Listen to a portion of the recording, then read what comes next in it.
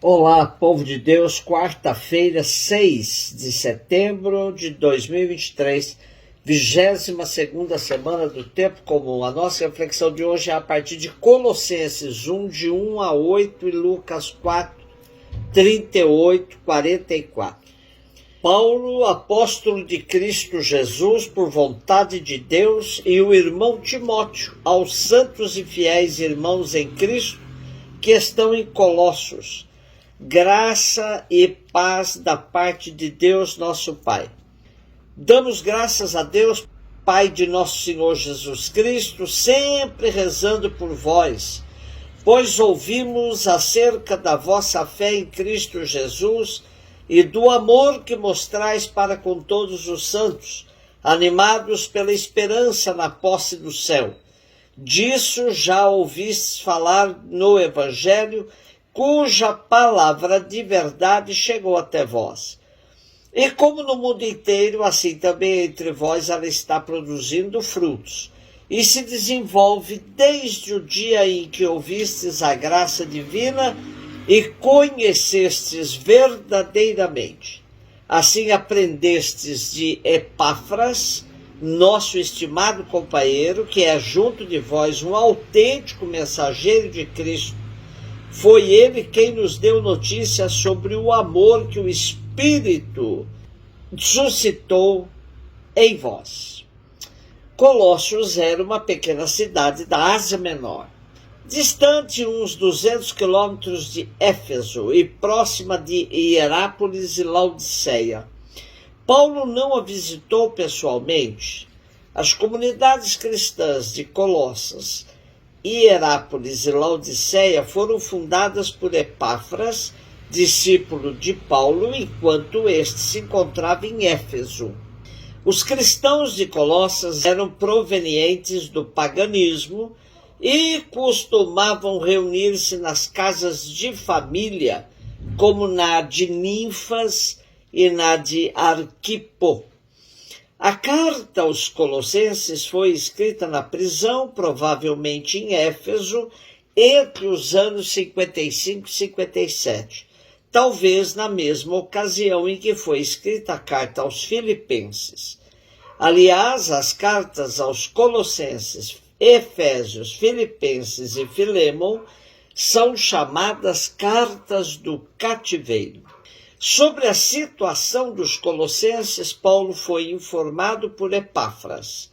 Nos primeiros versículos desta carta, sentimos muitas semelhanças com a carta aos Efésios, que alguns dizem que é uma síntese desta carta aos colossenses.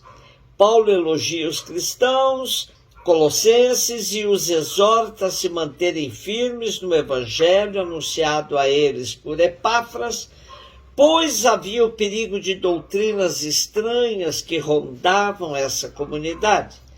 A mistura de elementos judaicos, pagãos e cristãos criava um clima muito perigoso e estranho à fé cristã. Portanto, era preciso perseverarem na verdade do evangelho, anunciado por Epáfras, autêntico mensageiro de Cristo. Lucas 4, 38 e 44, Jesus saiu da sinagoga e entrou na casa de Simão. A sogra de Simão estava sofrendo com febre alta e pediram a Jesus em favor dela. Inclinando-se sobre ela, Jesus ameaçou a febre e a febre a deixou. Imediatamente ela se levantou e começou a servi-los. Ao pôr do sol, todos os que tinham doentes atingidos por diversos males, os levavam a Jesus. Jesus colocava as mãos em cada um deles e os curava. De muitas pessoas também saíam demônios gritando: Tu és o Filho de Deus. Jesus os ameaçava e não os deixava falar, porque sabiam que ele era o Messias. Ao raiar do dia, Jesus saiu e foi para um lugar deserto.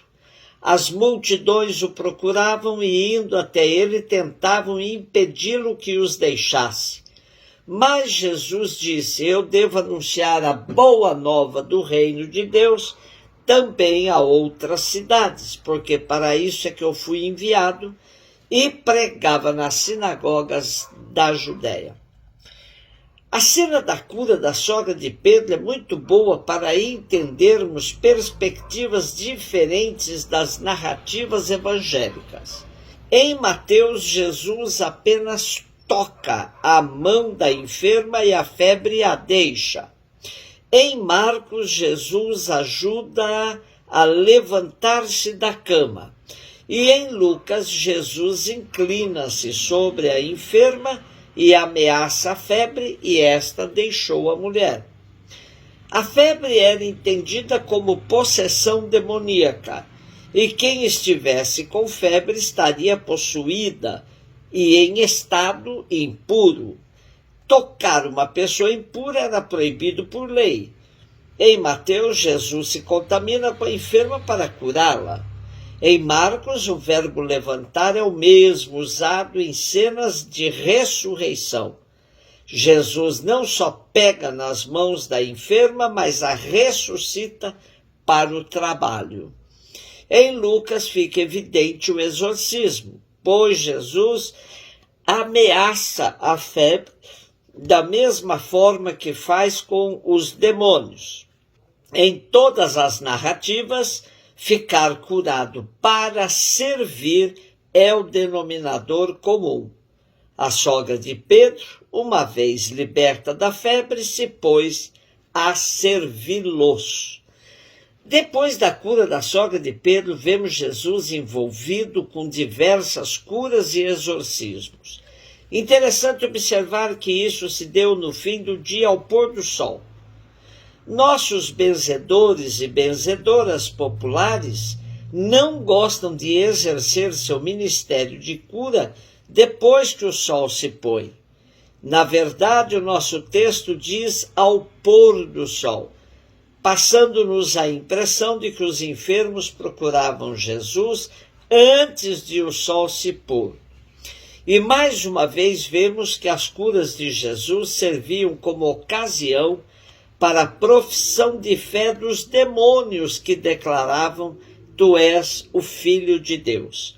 Jesus ordenava que se calassem, pois eles sabiam que Jesus era o Messias. Os demônios sabiam que Jesus lhes era uma ameaça. No dia seguinte, bem de manhã, Jesus se retira para um lugar deserto. Para muitos, o deserto é um lugar neutro, onde as forças do mal e do bem tentam se impor umas às outras. Jesus já foi tentado pelo demônio no deserto. Agora o será pela multidão que vem a ele tentando segurá-lo. A tentação da fama é rejeitada por Jesus, que manifesta sua consciência de ser enviado pelo Pai. Consciência de sua messianidade. Diz à multidão: Eu devo anunciar a boa nova do reino de Deus também às outras cidades, porque para isso é que eu fui enviado. E Lucas diz que Jesus deixa a Galiléia e parte para a Judéia, onde pregava nas sinagogas. A consciência de sua missão faz com que Jesus vença todas as tentações às quais é exposto durante sua caminhada entre o povo. Mandando os demônios se calarem a respeito de sua messianidade e se libertando da multidão que queria segurá-lo, Jesus dava continuidade à sua missão de anunciador do reino do Pai. Hoje vivemos numa sociedade da ostentação, e é muito fácil alguém se perder julgando-se mais importante do que quem ele deve anunciar. A recomendação de João Batista deve sempre ser lembrada. É preciso que eu diminua e ele cresça. Sem isso, corre-se o risco de se julgar mais importante o invólucro do que o conteúdo. Isso é comum numa sociedade que trocou a ética pela estética. Vive-se das aparências e do falso sucesso produzido, maquiado. Jesus aponta para outro caminho. o da verdade, que gera vida verdadeira e autêntica. Um beijo no seu coração.